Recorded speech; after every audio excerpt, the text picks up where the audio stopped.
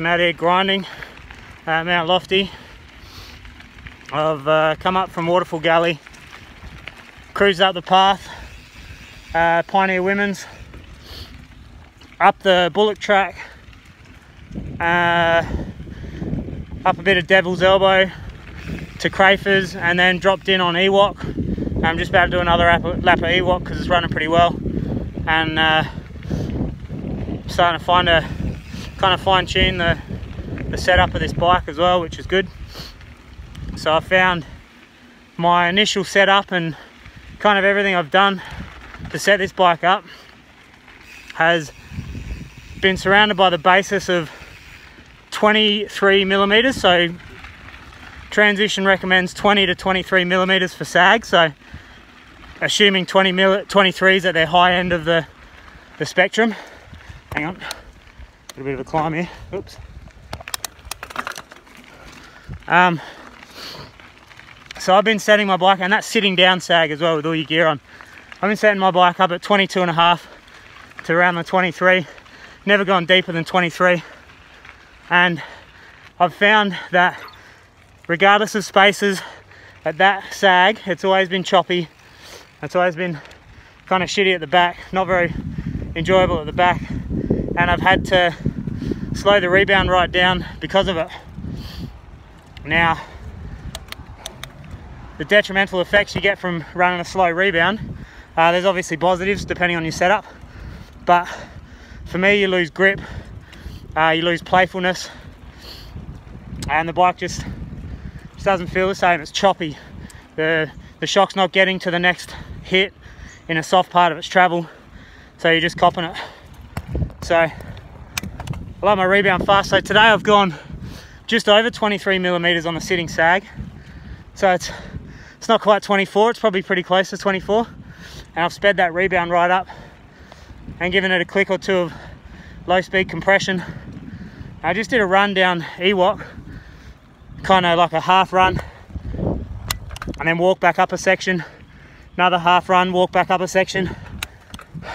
And also just while it's in my mind, touching on having a heavy bike.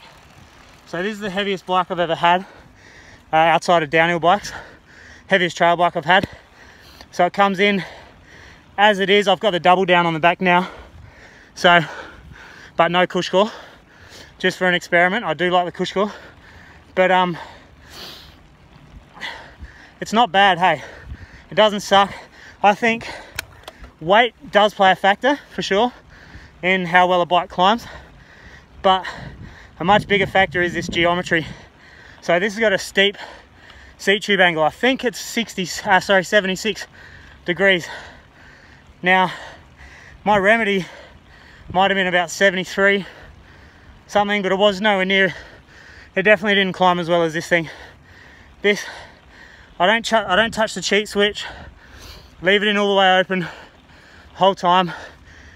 I did a hill climb last night with it closed on the road, but outside of that, whenever I'm trail riding, it stays open. It's not bad at all, hey.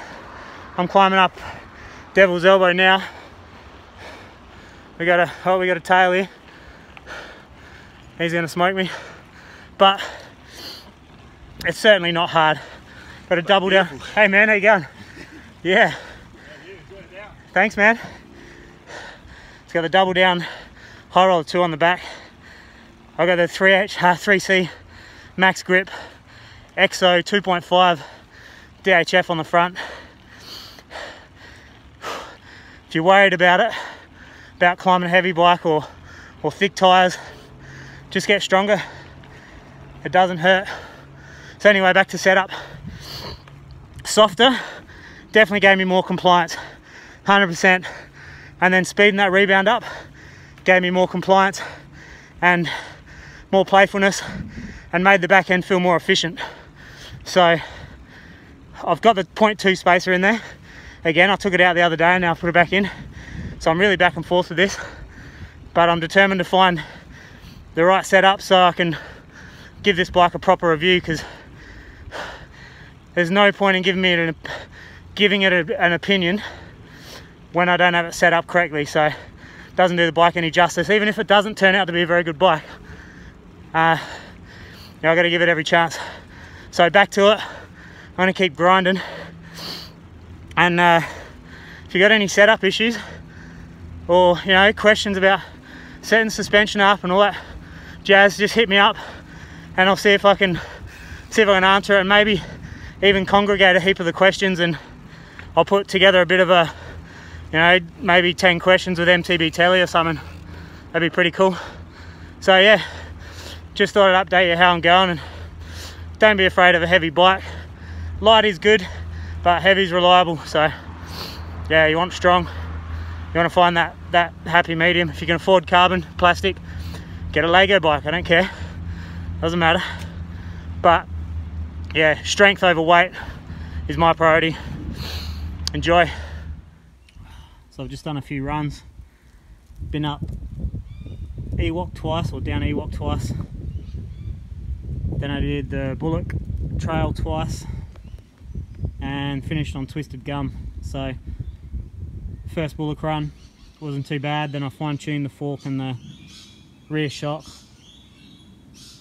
The rear shock I'm running at 164 psi now with the 0.2 spacer in for my 74 kilos on the bike, something like that.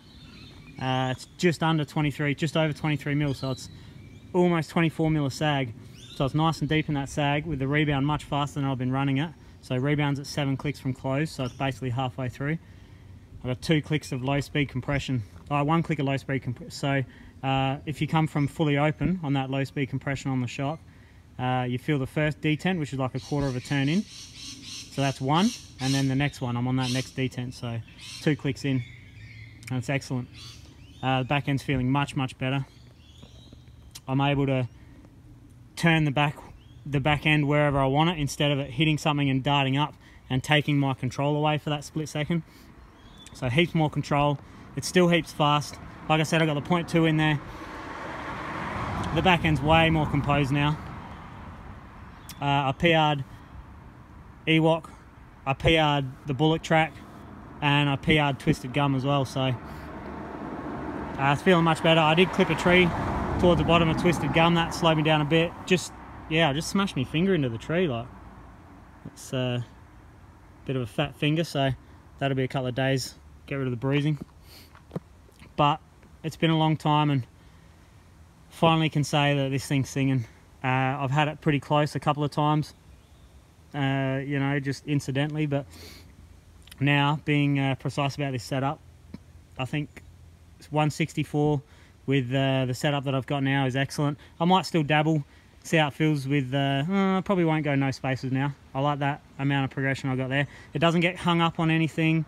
It gets out of the way. It definitely gets hung up with the firmer, with the bigger volume spacer in it. I might go back to the standard size, the 0.6, just to go as deep in the sag as I can, and see what the limitations are with that thicker, bigger spacer, because maybe that is, they do spec it with that spacer, so maybe that is what I need, but much deeper in the sag. So anyway, it's fast, it's controlled, it doesn't get too rowdy, doesn't get deflected. Short cranks, oh god, short cranks are so much better, even better than just the 170s that I had. So I got 165s on now, and pedaling out of pinch climbs, pedaling through rough stuff, you're not scared. I'm not scared to put the pedals down anywhere. I'm so happy that I put short cranks on this. When I first got it, I thought, it might end up that I'll just sit on the 170s for a bit, but no way, no way. 165s are so much better. If you're a descender and you like sprinting hard between things and chasing KOMs, chasing good times, trying to beat your best times, and being safe when you get on the gas, get rid of your 175s. 165s, if you're tall, like I'm talking 180 plus tall, 170s, anyone else, 165s, don't mess around. This thing's killer, it's singing. Finally, I'm happy with it. It's been a long process, and yeah, it's been kind of almost disparaging, but I want to ride this thing now. It feels killer. So that's just a quick update.